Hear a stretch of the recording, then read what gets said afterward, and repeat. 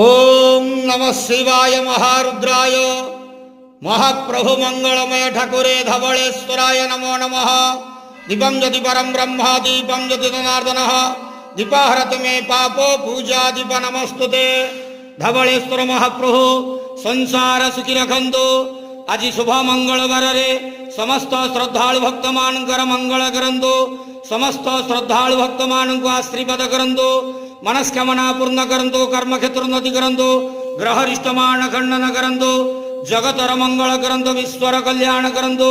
आपणकर नाम प्रकाश करंतु। सेवकर डाक श्रवण करंतु। समस्त गुआवसा भक्त मानकर मनस्कामना पूर्ण करंतु। महाप्रभु धवलेश्वराय नमो नमः। संसार सुखी रखंतु आनंदे के वार हरि बोलो।